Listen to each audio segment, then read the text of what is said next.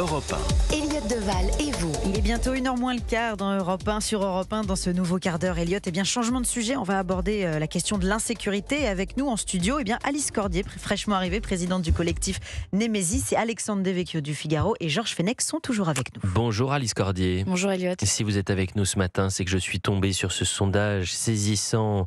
Sondage CSA pour CNews Europe 1, le JDD. Selon vous, les femmes sont-elles victimes de l'insécurité en France de plus en plus, de moins en moins, ou cela n'a pas changé? Vous avez 2 femmes sur 3 qui répondent de plus en plus, très précisément 63%, quand 31% considèrent que cela n'a pas changé et 5% de moins en moins. Et face à l'insécurité, certaines femmes détiennent des outils, par exemple des bombes lacrymogènes dans leur sac. La loi est stricte et les autorise qu'à certaines conditions.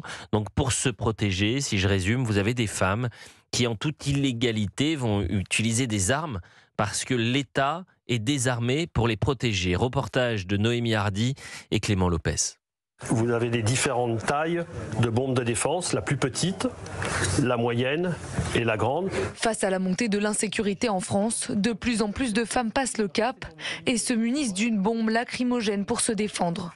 Cet armurier a vu ses ventes augmenter. Les ventes de bombes sont toujours cycliques et liées à des événements. S'il y a eu une femme qui s'est fait violer, après les événements dans le bois de Boulogne, après une attaque terroriste, après les événements du Bataclan, après les événements du 7 octobre, on a une recrudescence de la demande sur les bombes de défense systématiquement. On en trouve en boutique, mais aussi en ligne. Il faut débourser en moyenne entre 15 et 50 euros.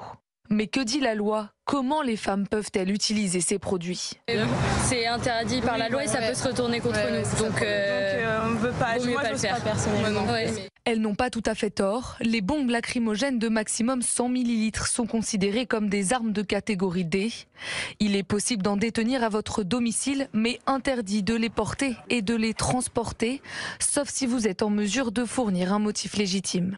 Il faut savoir que toutes ces armes défensives de catégorie D peuvent être aussi des armes offensives et c'est pour ça que le législateur ne permet pas aux personnes de porter ou transporter de telles armes. Si le motif légitime n'est pas retenu, vous pouvez être condamné à 1 an d'emprisonnement et 15 000 euros d'amende. Alice Cordier, vous vous mobilisez depuis bien longtemps. Vous êtes présidente du collectif Némésis. Quand on entend ces femmes, quand on voit qu'aujourd'hui, certaines ont décidé de changer leurs habitudes, changer leur quotidien, et parfois aussi d'en venir à être tentées par l'illégalité, vous répondez quoi, Alice Cordier ? C'est une situation qui existe depuis bien longtemps en vérité. Nous, on a monté notre association il y a 6 ans. Mais en fait, ma génération se fait agresser continuellement dans les transports en commun et dans l'espace public depuis l'adolescence, depuis que moi j'ai l'âge de 12 ans. Donc la génération des années 2000 connaît ça très bien.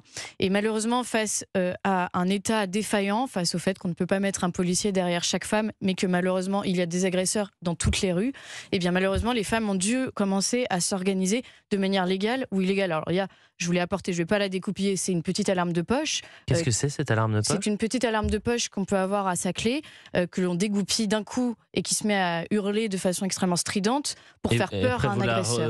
Vous voulez que je le fasse ? Bah oui, j'ai peur pour les oreilles de vos auditeurs. Ça va être terrible, vraiment, c'est très fort. Ah bah le faites pas. Ah oui, non mais ça va.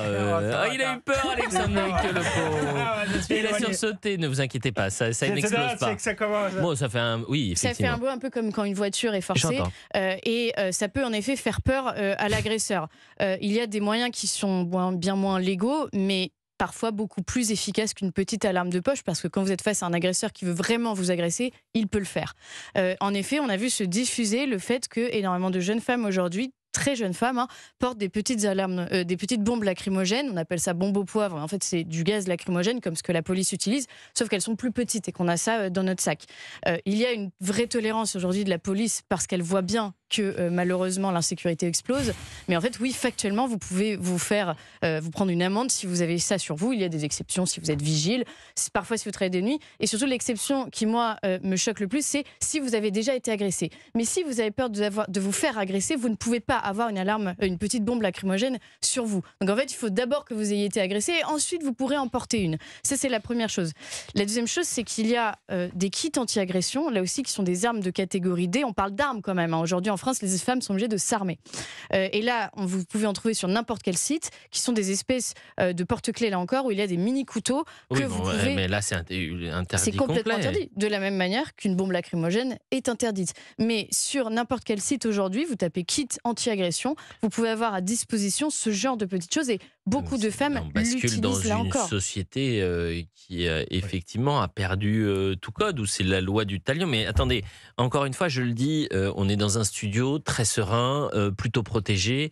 Georges, Alexandre, on ne peut pas savoir ce que vous subissez, chère Alice ou Estelle, bien évidemment, et à travers vous, toutes les femmes qui prennent le métro tard le soir dans Paris, qui se retrouvent parfois seules la nuit pour rentrer chez elles. Moi, j'ai bon nombre de témoignages de femmes qui ont décidé de changer leurs habitudes, qui ne sortent plus seules, par exemple. On a fait un formidable reportage à Nice, édifiant ce reportage, où vous avez les femmes qui disent bah voilà, passé une certaine heure, moi je ne sors plus toute seule de chez moi. Et puis effectivement, c'est un combat que vous menez à Alice Cordier avec votre collectif Némésis, et les médias, plutôt que de vous donner la parole, sont plus intéressés par votre couleur politique et vos idées que de se dire est-ce que Alice Cordier et est-ce que le collectif Némésis participent à protéger tous les jours un peu plus les femmes. Tout à ça, fait, c'est insupportable, c'est l'idéologie comme à chaque fois. Tout à fait, il y a un acharnement de la part des médias de gauche sur nous, mais en fait cet acharnement nous a fait connaître. Donc d'une certaine manière, ils nous ont fait une publicité, là, il y a une époque où nous avions très peu de moyens et très peu de contacts médias. Donc d'une certaine manière, moi je remercie la gauche tous les jours. Et de plus, le nombre d'adhérentes ne font qu'augmenter, parce que ce qu'on dénonce, c'est quelque chose de réel et de concret. On est dans les chiffres, on est dans les statistiques, à aucun moment on est dans de l'idéologie. Et malheureusement, le sondage dont vous parlez le prouve qu'on est dans le vrai, en fait, dans le réel. Les femmes ont changé leurs habitudes de vie. Il y avait, on a entendu parler beaucoup des subway shirts, des femmes qui portent des vêtements amples par-dessus leurs vêtements de soirée quand elles prennent les transports en commun. Il y a des femmes qui demandent à être géolocalisées par leur famille, par leurs copains, à toute heure du jour et de la nuit, de peur qu'il leur arrive quoi que ce soit.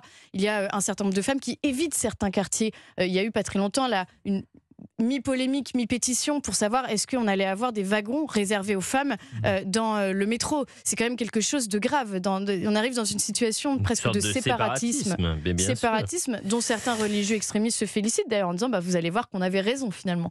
Et là est le danger aussi.